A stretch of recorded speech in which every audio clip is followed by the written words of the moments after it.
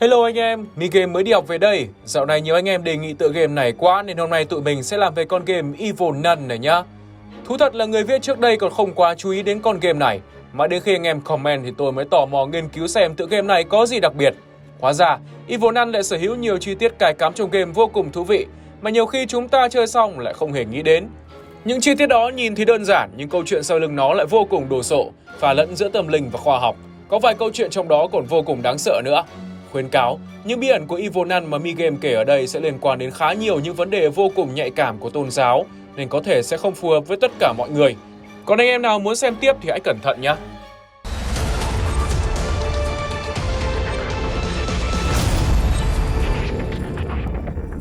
Evil Nun là câu chuyện được diễn ra vào thập niên 70, khi bạn trông vai một học sinh được gửi đến một trường dòng trong mùa hè để học tập và tham gia ngoại khóa. Nhưng cuộc sống ai lường trước điều gì? Bạn cứ nghĩ rằng mình sẽ có một mùa hè tươi đẹp với biết bao kỷ niệm tuổi học trò đầy ngây ngô và trong sáng. Không, bạn lầm rồi.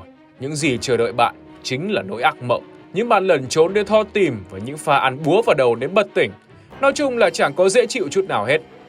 Đến trường học, bạn phát hiện ra ngay cái trường này nó bị bất bình thường. Được điều hành bởi một bà sơ với ngoại hình đáng sợ, cùng sở thích gõ đầu trẻ con bằng búa của mình. Ngôi trường này chính thức là một địa ngục tra tấn tinh thần không hơn không kém. Không chỉ bị cắt đứt liên lạc với thế giới bên ngoài, mà mọi nhất cử nhất động của game thủ đều đến tay bà sơ đáng sợ kia. Và bà ta không ngại ngần dùng cây búa bà cầm theo đâu, bà biết dùng đấy. Cái bối cảnh trường học bị cô lập và các học sinh bị đánh đập bởi các bà sơ biến chất thực ra là không phải mới. Thực tế nó còn là một câu chuyện có thật và là một trong những vụ án nổi tiếng một thời luôn. Nó có cái tên là scandal lạm dụng trong dòng các nữ tu nhân lành. Đây cũng chính là một trong những scandal lớn nhất của giáo hội Công giáo nói chung và của các nữ tu nói riêng. Dòng các nữ tu nhân lành được thành lập vào năm 1831 tại Ireland bởi Sir Catherine MacAulay. Tới năm 2019, dòng tu đã có tổng cộng 6.200 nữ tu ở khắp nơi trên thế giới sinh hoạt trong các hội nhóm độc lập. Đây cũng là một trong những dòng tu hiếm hoi thực hiện những hoạt động y tế và giáo dục hoàn toàn miễn phí cho cộng đồng. Có thể thấy, đây là một trong những dòng tu lâu đời và có sức ảnh hưởng lớn trên toàn thế giới. Lẽ dĩ nhiên, scandal của họ chắc chắn là tâm điểm của truyền thông ngay vào thời điểm đó. Năm 1996, một bộ phim tài liệu được trình chiếu trên kênh RTE Television, một kênh truyền hình của Ireland, có tên là Dear Daughter. Toàn bộ nội dung của phim tài liệu này chính là phanh phui toàn bộ những hoạt động lạm dụng, hành hạ trẻ em của trường dòng Saint Vincent, được điều hành bởi dòng các nữ tu nhân lành. Bộ phim tài liệu này đã làm chấn động toàn thể người dân Ireland cũng như thế giới khi mà góc tối của các trường dòng bị vạch trần hết. Bọn trẻ ở đây bị đánh đập, giam giữ, bắt lao động khổ sai và cả bị quấy rối tình dục nữa. Có tổng cộng 18 nữ tu và tu sĩ biến chất can dự vào scandal này, và điều đó biến hình ảnh của dòng nữ tu nhân lành nói riêng và Công giáo nói chung trở nên vô cùng tồi tệ trong mắt công chúng. Dù sau đó, dòng tu này đã thừa nhận và đưa ra mức bồi thường thỏa đáng, nhưng sự việc này vẫn là vết nhơ mãi không xóa sạch cho các nữ tu này. Bối cảnh trong Evil Nun gần như tương tự, có thể nói tác giả hình như đã lấy cảm hứng từ những sự kiện có thật ngoài đời phía trên để tạo nên ngôi trường này, dù cho mức độ nó có nhẹ nhàng hơn đôi chút.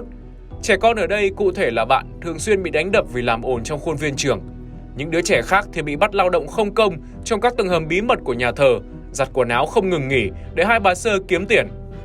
Khuôn viên của ngôi trường này cũng được bao bọc bởi rào kẽm gai, và thứ duy nhất có thể di chuyển ra khỏi đó chính là chiếc xe bus chở đầy quần áo đã được giặt giũ mà một bà sơ khác đem đi giao cho khách. Ngoài ra, thông tin liên lạc như điện thoại hay thư từ gì thì cũng không có, nên phụ huynh của các trẻ em ở đây không thể biết được con cái họ đã phải trải qua điều gì. Tất cả điều đó, ngôi trường này quả là một nơi thích hợp để chứa chấp tội ác, nhất là tội ác về tôn giáo, con người và cả tính đạo đức. Như trong game đã giới thiệu, Evil Nun chính là phản diện chính, cũng chính là người lập ra và điều hành ngôi trường này. Bản thân bà ta cũng là một kẻ bị thái hóa về đức tin và bản chất. Cụ thể hơn là bà ta thờ và cầu nguyện với quỷ dữ, là những kẻ tồn tại dưới địa ngục và luôn mang đến những điều không tốt đẹp. Dẫn chứng cho việc này chính là khi bạn hoàn thành bức tường quỷ, ta sẽ quỳ xuống và cầu nguyện như gặp Chúa Trời vậy.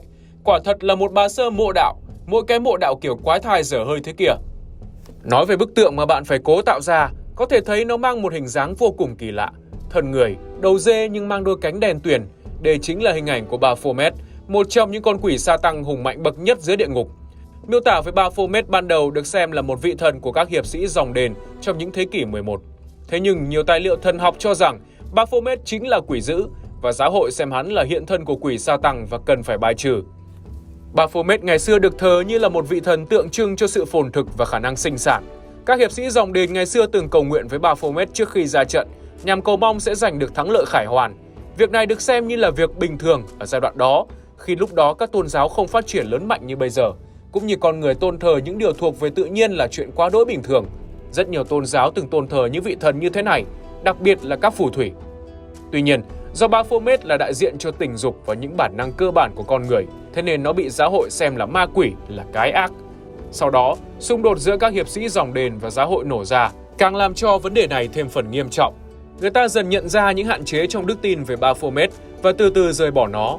Đến cuối cùng, hình ảnh thân người đầu dê cánh đen này trở thành biểu tượng để nói về cái ác, nói về quỷ Sa-tăng. Trong thực tế, không có hình ảnh chính xác nào mô tả Baphomet đầy đủ, nên hình ảnh của nó đều là do con người tìm cách phục dựng. Vì thế, không quá bất ngờ khi Baphomet được lấy cảm hứng từ rất nhiều nền văn hóa khác nhau, tiêu biểu chính là Ai Cập. Trong văn hóa cổ đại của người Ai Cập, có một vị thần tên là Bana-Zet được xem là nguyên bản của Baphomet, cũng mang hình dạng thân người, đầu cừu và có cánh. Những hiệp sĩ dòng đền sau đó đổi đầu cừu thành đầu dê giống trong lá bài Tarot có tên là The Devil và tạo ra một Baphomet như bây giờ. Ngoài ra, tạo hình của Baphomet cũng khá quen thuộc với thế giới Hy Lạp hồi đó khi hao hao với thần nông trong truyền thuyết của họ.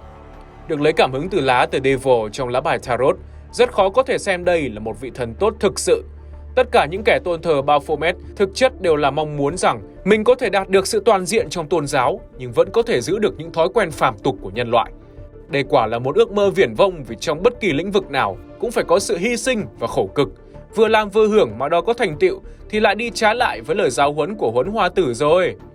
Vậy thì tại sao một bà Sơ, người đã dành cả đời để tu tập, cầu nguyện với Thiên Chúa, lại sa đọa và thay đổi đức tin như thế? Chả phải những nữ tu này luôn có gì đó hơn người và khó bị cám dỗ bởi những nhu cầu bình thường của con người hay sao? Thực tế thì những nữ tu hay các tu sĩ, họ không phải là các vị thánh, họ cũng bình thường như chúng ta và cũng dễ bị cám dỗ. Đã từng có một trường hợp, một nữ tu đã viết thư cho Sa-tăng luôn đấy. Việc đó xảy ra cũng khá lâu, vào thế kỷ thứ 17. Sơ Maria Cosifisca della Concesione, 31 tuổi, được phát hiện ngất xỉu trên bàn, mặt dính đầy mực, trên tay là một bức thư với những ký tự vô cùng kỳ quặc. Hồi tỉnh, Sơ Maria cho biết rằng đó là một bức thư của quỷ, khi Sa-tăng đã nhập vào Sơ và bắt bà viết ra những dòng này nhằm mục đích thuyết phục bà rời bỏ Chúa và thờ phụng Sa-tăng. Đây rõ ràng là một thông tin chấn động trong xã hội. Rất nhiều cuộc nghiên cứu được thực hiện để xem nội dung chính xác của bức thư này nghĩa là gì. Thế nhưng cho đến nay, việc giải mã nó vẫn là một bí ẩn, khi đây là một ngôn ngữ mà loài người chưa từng biết qua. Chả biết đây là một trò đùa dai có đầu tư hay thật sự Sa-tăng đang muốn nói điều gì đó với nhân loại nữa. Còn trường hợp của tỷ Evil Nun, có lẽ bà ta cũng đã trải qua một trải nghiệm tương tự như Sơ Maria. Thế nhưng trường học này lại tọa lạc ở nơi quá hẻo lánh, rời xa giáo hội và những nguồn trợ giúp về mặt đức tin. Điều đó dẫn đến sự suy đổi của Sơ và biến bà trở thành một Evil Nun như ngày nay. Nếu chúng ta cho rằng nơi này thực sự là một nơi bị bỏ rơi, thì có lẽ là anh em đã lầm. Những gì Evil Nun đang làm trong ngôi trường này có thể qua mắt cả thế giới, nhưng không thể qua mắt Thiên Chúa. Nhà phát triển game đã rất khéo léo khi lồng ghép được sự cứu rỗi của đấng tối cao vào game, như một niềm hy vọng vào việc thiện, việc tốt vẫn còn tồn tại. Điều đó được thể hiện rất rõ qua hình ảnh của chén thánh, một thánh vật được xem huyền thoại trong Thiên Chúa giáo và trong dòng lịch sử của thế giới. Chén thánh là tên gọi của chén rượu mà Chúa Giêsu đã dùng trong bữa tiệc ly, bữa tiệc cuối cùng của Ngài cùng các tông đồ trước khi chịu khổ nạn. Một chén rượu được chính đấng cứu thế sử dụng như ám chỉ mọi thứ thống khổ, tội lỗi trên thế giới này sẽ do người gánh chịu, và hình ảnh chén thánh sẽ luôn là niềm hy vọng mà Thiên Chúa dành cho loài người. Chén thánh luôn là đề tài được bàn luận, cũng như là một vật huyền thoại sở hữu sức mạnh vô biên từ chính Thiên Chúa và bất kỳ ai cũng muốn sở hữu. Theo Kinh Thánh, chính Chúa Giêsu đã làm phép hóa bánh và rượu trong chén thánh thành thịt và máu thánh người. Vậy nên, quyền năng của Chúa đã thấm nhuần vào chén thánh, biến vật này thành một vật phẩm thiêng liêng và đầy quyền năng.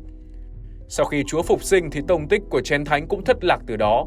Nhiều giả thuyết cho rằng ông Joseph thành Arimathea đã dùng chính chén đó để hứng lấy máu của Chúa khi Ngài chết trên cây thánh giá, đem về Anh và thành lập một dòng dõi truyền nhân đặc biệt để bảo vệ chén thánh khỏi tay loài người tham lam. Cuộc chiến giành chén thánh luôn là cuộc chiến tốn nhiều giấy mực trên thế giới, khi bất kỳ vị vua nào khi nghe đến sức mạnh của Chúa đều thèm khát sở hữu nó. Nổi tiếng nhất chắc là câu chuyện của vua Arthur của Anh sống vào cuối thế kỷ thứ 5, đầu thế kỷ thứ 6 được kể lại qua nhiều tác phẩm văn học khác nhau. Còn trong thế giới game thì chén thánh là nguồn cảm hứng bất tận khi rất nhiều tựa game thường lấy câu chuyện về cuộc chiến tranh giành chiến thánh xuyên suốt lịch sử.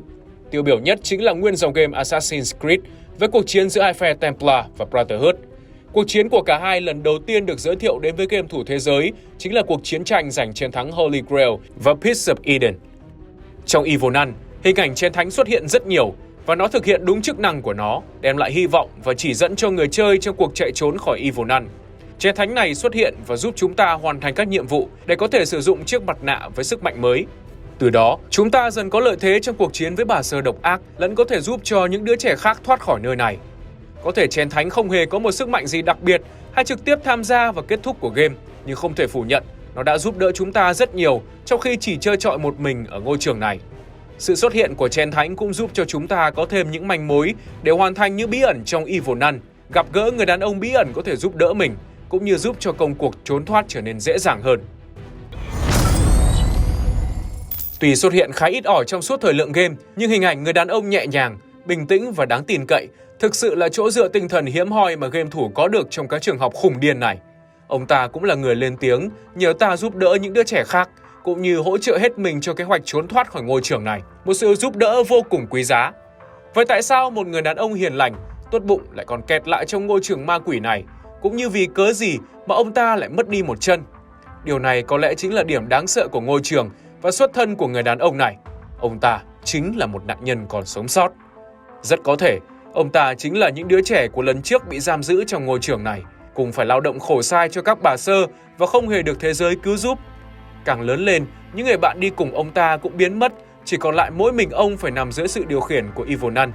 Và khi ông đến tuổi dậy thì, đã đủ sức để kháng cự lại sự điều khiển và chạy thoát khỏi đây, bà sơ đã quyết định chặt cụt mất một chân của ông ta để ông khỏi có cơ hội trốn thoát, cũng như vĩnh viễn mắc kẹt tại nơi này và làm chân bảo vệ và bán vé để dụ dỗ những đứa trẻ con khác.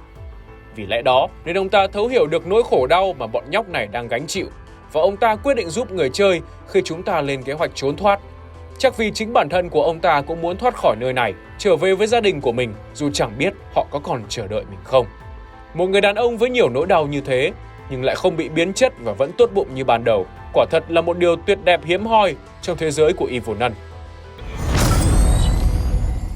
Đó là những gì mà liên quan tới Evil Nun mà Mi-game kiếm được. Anh em đã thỏa mãn chưa nhỉ? Thực tế thì chả có một dòng xác nhận của tác giả về những thông tin kể trên, nên toàn bộ nội dung của video này tụi mình đã phải nghiên cứu và xem xét kỹ xem các sự kiện ngoài đời trước khi đưa vào đây đấy. Mong rằng anh em sẽ biết thêm nhiều thông tin thú vị khi chơi tựa game này, cũng như hiểu được những ẩn ý được lồng ghép trong đó. Và nếu ông nào muốn chúng tôi làm về tựa game nào, hay muốn có một ngày đẹp trời comment của mình được lên TV của Mi-game, thì nhớ nhanh tay comment cho tụi tôi biết nhé. Có khi bạn lại nổi tiếng như thanh niên bữa trước thì sao? Và bây giờ hãy like, share cũng như subscribe cho kênh của Mi-game nhé. Sau đây, tôi sẽ đọc 5 comment xàm nhất của anh em trên kênh. Ai ở Đà Nẵng không? Mình quận Hải Châu nha. Ai cầm ba bích đi trước đi kìa. Mi-game tôi không dám ra Đà Nẵng đâu. Em love bạn Tạ Tiên, lớp 62. Nghe anh, con nhỏ lo mà học đi, không lớn lên lại đi chém gió giống anh đấy. Chói em bằng cà vạt, anh thích ăn kẹo lạc. Mi-game tôi chiều các ông quá, nên các ông hư rồi đúng không? Phải tôi liếm con zombie cho vài phát. Yêu, nói được làm được nha bạn ơi. Anh ơi, anh tỏ tình crush của em đi. Tên em là Trà Em, gọi là Oni-chan đi anh. Cảm ơn với comment xạo lìn của em. Đấy, anh đọc xong rồi đấy nhá. Anh em nào muốn lên TV thì cứ tích cực comment nhá. Còn bây giờ, xin chào và hẹn gặp lại.